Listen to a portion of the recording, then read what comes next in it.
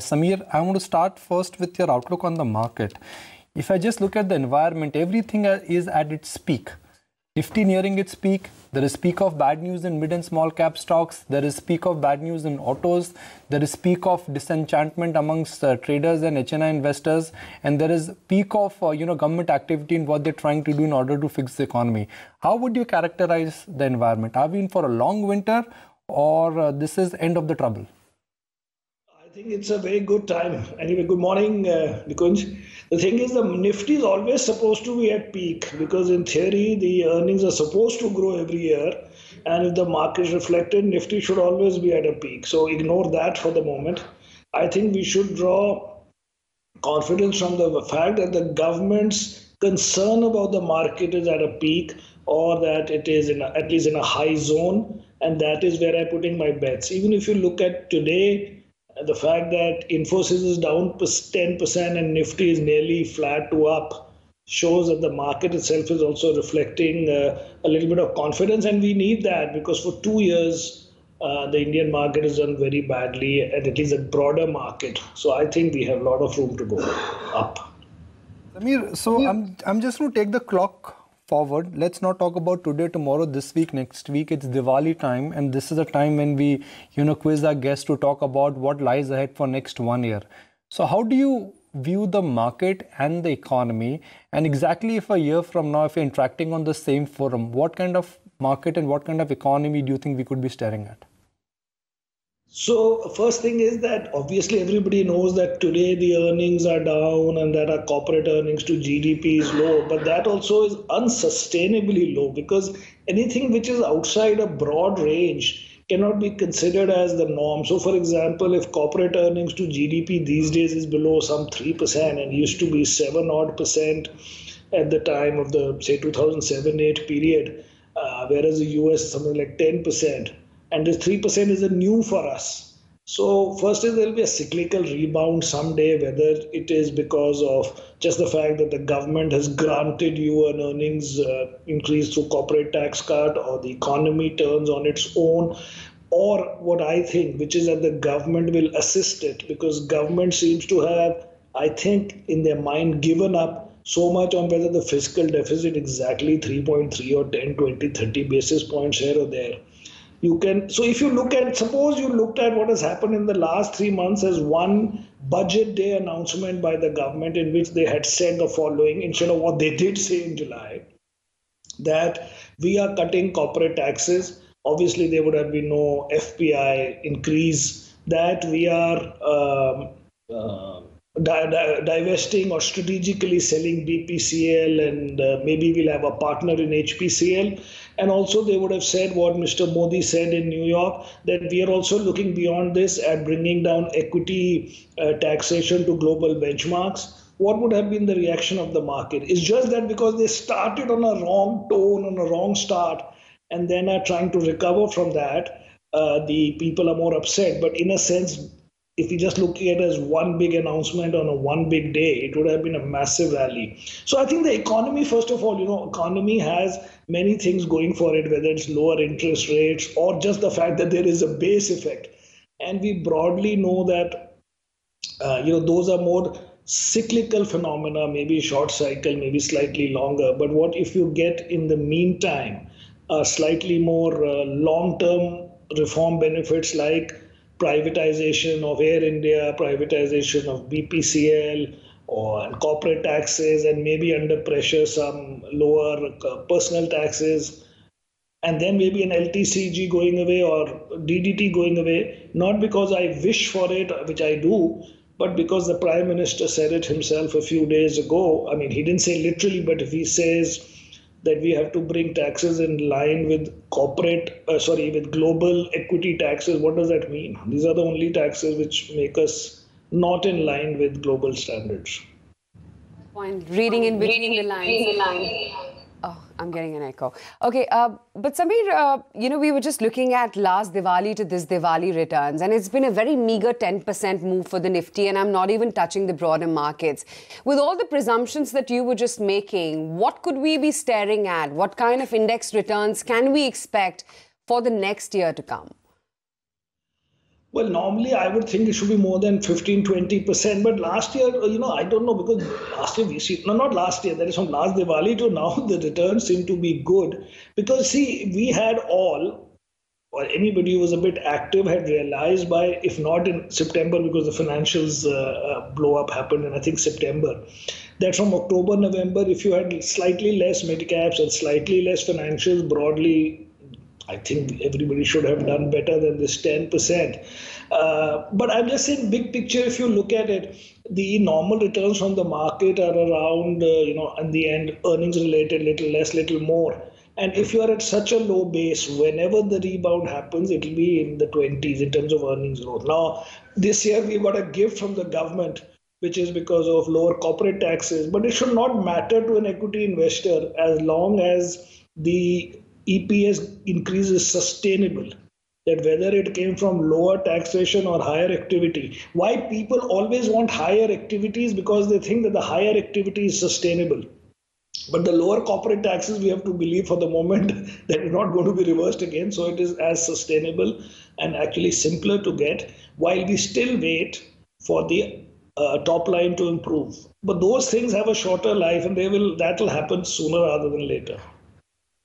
To build on that, Samir, given that, in the last year, we've seen major companies across sectors collapse, whether it be in real estate, whether it be NBFCs, of course, banks, FMCG. We've seen a lot of angst in the markets. And on top of that, of course, we've got companies with these balance sheet issues. So how and why, according to you, can we really see the earnings cycle restart?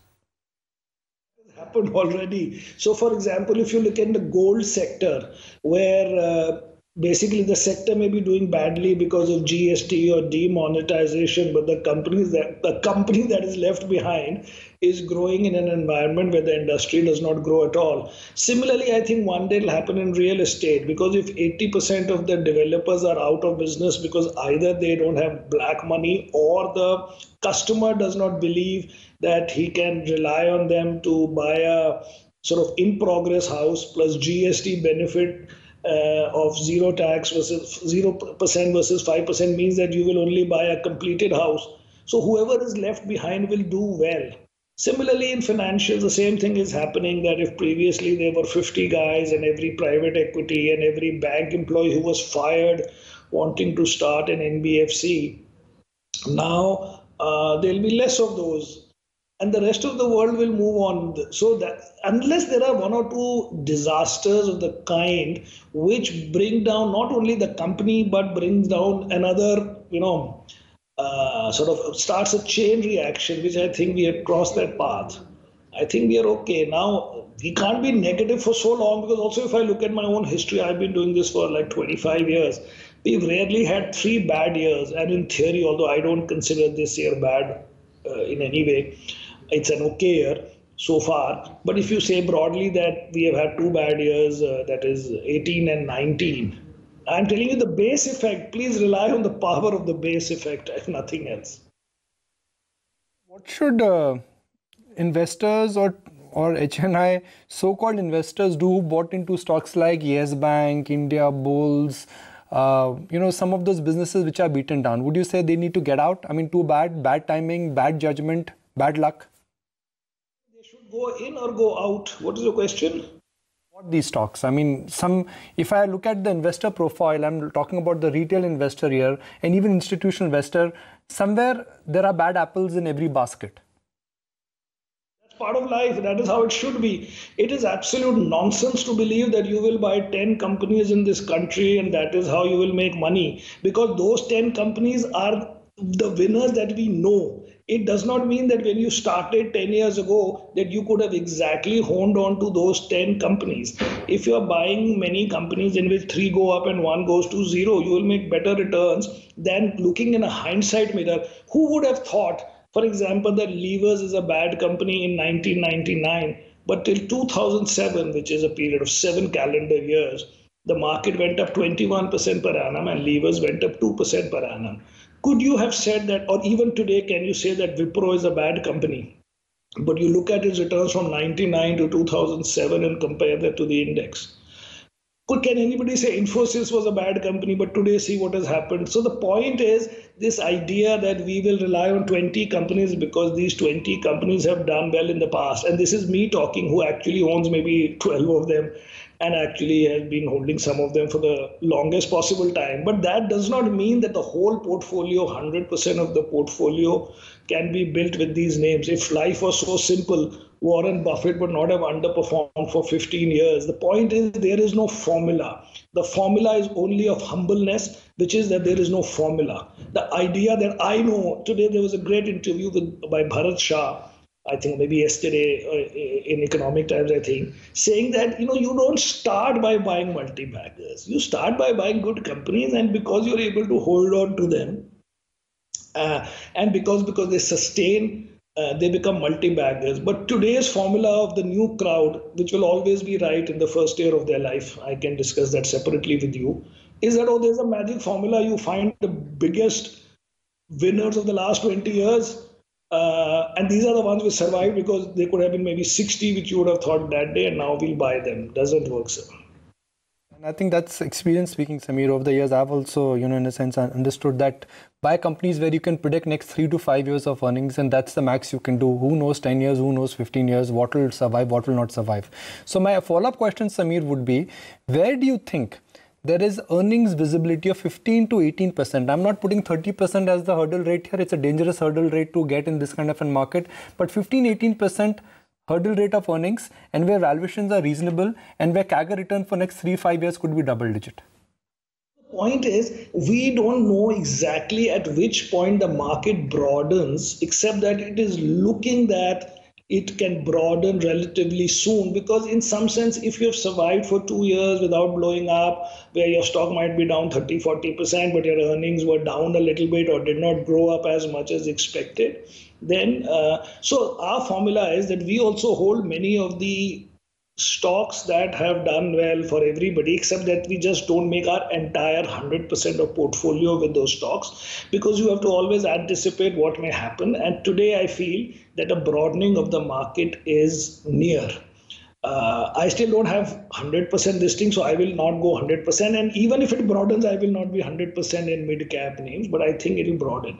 But from our point of view, the sectors that look good are the sectors that always look good, except that some stocks we may not have had. For example, in the last 1 year, or maybe 1.5 years, that suddenly people started buying ICICI Bank and Axis Bank, and previously for 3-4 years they were not doing. So the big sectors don't have to change, but within that you buy newer companies or companies that may have done badly. For us, the big picture will always remain financials, consumer, and IT. And within that, we will broaden or not. Now my thinking is that we have these $10 and $15 billion financial tech companies, and we have companies that put logos on some hotels and they are worth 10 billion. And we have private sector banks, and these are the newer private sector banks trading at say $1.5 billion. We recently saw that how when Indiabulls did not get a banking license, basically its market cap fell by $3 billion or so, even if we look at it from a 700-800 rupee price rather than some would have a 1300-1400 rupee price. So that means the market valued Lakshmi Vilas Bank at effectively $3 billion. Now, if you can't connect that to other banks in India which are not going under, which are pure private sector, and they are at 1.5 and 2 billion because, oh my God, they have given money to some one company here or one company there, and they might lose 200 crores, therefore they might lose 1/4 of profits, after which they would have cleaned it up if that is what it is, or 1,000 crore, then you can buy those same 20 companies again. Case, would you say stocks like, let's say, an RBL or some of the newer private banks, would those be a buy? Comment on stocks, man. What about some of these retail names that are trading at P's, really unheard of, particularly, DMart, Trent, super expensive, 100 PE that we're looking at on some of these names. Why do you think that is? And would you still be confident on their, trajectory going forward? Would you look at getting into these stocks nonetheless? As I said, we have, there are about 25 such names, which could include Nestle, Asian Paints, many others. And out of those 20, maybe we have 10, 12 names. But if I leave out HDFC Bank and Kotak Bank, which are bigger for us, and which also fall in that category, but where the numbers are, the growth path is easier to imagine. In other cases, we would have maybe 40, 50% in those names. So it's a mix and match for us because we don't know. The idea, as far as I'm concerned, is that every year or every 2 years, there are new funds that do well. And if you are broadly up there for 3-4 years, you become like top or number somewhere there. You don't have to be literally in that strategy of that period. So right now the strategy for this year and last year was highest quality, do not worry about valuations. I don't think that is a strategy forever. So that rotation of funds happens. And if you can be broadly up there for 4 years, you'll be number one over 4 years. Even if you know one each year, you are there. Therefore, for me, the theory is very simple. It's called mix and match. You buy some of this, some of that. Some you are buying for future, some you are buying for present, some you are buying because they were good in the past and you believe they will be good.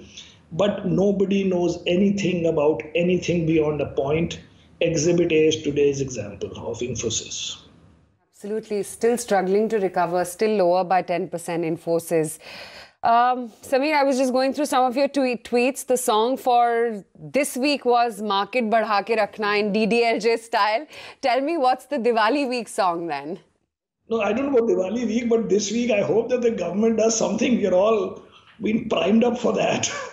And actually, if not literally this week, my bet has been in the last few days or months, 1 month, whatever, that the government cannot end the game with just having a corporate tax cut, that it must follow with other things, because otherwise it makes no sense as a strategy of the government that they have done what is so difficult philosophically and politically, and then not do other simpler things. So I hope they do those things. I hope the cabinet approves BPCL divestment plan or whatever, that they get something for Air India. But they must do all these things fast. If they just see the market going up 5%, they should not relax, just like we don't relax if the market goes up. Samir, let's wait till the budget. Let's give them some time at least. But tell me, you've in the past at least never liked PSU stocks. Now are you relooking at them, considering that the government is seriously looking at divestment this time? Budget is too far away. We need steps along the way, maybe this week. Don't give us till budget. God, that's like months away and we haven't built up that much confidence. No, I don't buy PSU stocks because I still am old school. I don't even believe that so much is possible. Because, in the end, although that is a great thing that they have announced, we have seen that it is we don't have institutional capacity to do two deals simultaneously. We have not done that in our NCLT cases. Even if you see the number of stories that come out on business channels, how this company is taking over that company, how this company is getting a strategic investor, in the end, these things take too long. And therefore, I would be very happy if it happens, but I am okay with my stocks. A couple of years ago, we exchanged a book title called The Triumph of Optimistic. So I know you're an optimistic, and in India, the optimistic will always triumph. But I have a very simple follow-up question. Given that what is happening to promoter balance sheets, what's happened to the Z Group in terms of promoter leverage? Look at how something like, Bajaj Group is suffering because of excess exposure to power and sugar. There are a lot of challenges which currently are there with a lot of individual promoters. So I wonder that for economy to turn around, where will the animal spirits, where will the capital commitment, where will the entire, this entire attempt come from, or ownership will come from? Come from new companies, in the sense of if you look at the tax cut, the animal spirit, not for the stock market, but for the economy, will come, and I think will happen relatively soon, is that foreign companies will come more to manufacture in India to take advantage of the new tax rate, which is only valid if you start production by 23 or whatever, because you will save 20% or so import duty. Now, if you tell me if the corporate tax is more or less the same now in the region, and in India, you can save nearly a 20% import duty for an electronic company or a consumer durable company. How can they not set it up when their margins are 5 and 10%, or maybe a little higher than 12-13%. So I think that will happen. Second is this, in India, if they do a little bit of personal tax cut and all that, and why is the BPCL or one of these privatizations important is BPCL is a profitable company, so in theory it does not matter to the government.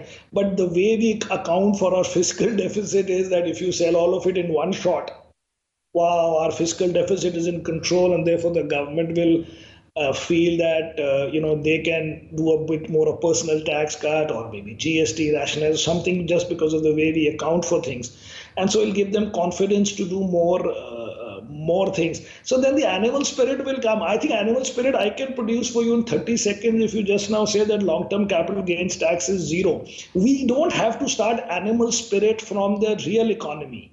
The stock market is the cheapest way to get animal spirits, because we are the least greed in this among the economic players. Because if you get the stock market as LTCG 0 and maybe DDT, whatever, we don't ask for labor reforms, we don't ask for legal reforms, we don't ask for land. We just start animal spirit from here, and everything else which is connected will pick up. So I just had a motion picture of, Samir breaking into a bhangra when he said corporate taxes to 0, see how I react. But Samir, I'm just... LTCG, long-term capital gains, which is, and please note, I didn't say it. The Prime Minister of India in New York said last week or last to last week that we are aiming to get equity taxes in line with global benchmarks. If you lay down all the taxes related to equities, the only ones which don't align with global benchmarks are, first is dividend distribution tax and long-term capital gains tax for foreigners. Now, since you don't have to do it only for foreigners, you might as well do it for the Indian public also and do it for everybody. Just restore it back to Feb last year budget. So the point is, if the government is keen, all of this is a zero cost this thing to raise in animal spirit. So don't overwait for how will animal spirit come. One announcement can do it. We're seeing a huge knock on Infosys today, and I know you may not want to comment on the specific news with regards to the whistleblower, and but the fact that markets are reacting so viciously to a bellwether like Infosys on news that's yet, I would like to say unsubstantiated, because the investigation is on. It's purely on a whistleblower report on a couple of key transactions, which may or may not be transactions that will reflect on earnings going forward. How are you perceiving the kind of knockdown that we're seeing today, close to 15%, the worst crack in 6 years? That I have always said that nobody knows anything about anything beyond a point. So this is exhibit A of that. And secondly, that you might say that I own 10 of the best companies, but the only way you know it is the best company is because its stock has not fallen. Otherwise, by no definition could you have not said that this is one of the best companies. But today they will not say it, even the guys who don't own it or the who own, because the stock has fallen 15% or 13%. So if you're running a diversified portfolio, fortunately, actually, we are neither long nor short Infosys. But I'm saying in general, the idea is not to think that you know anything. You can only remove as much of the negatives as you can, and then you are subject to luck and circumstances beyond your control. And that is why, after being here 25 years, I feel less this thing in terms of having conviction on the highest level on any one company. No company deserves that and can get that highest level of conviction. That is the way life is. Always. Thanks so much for joining us, and a very happy Diwali to you as well.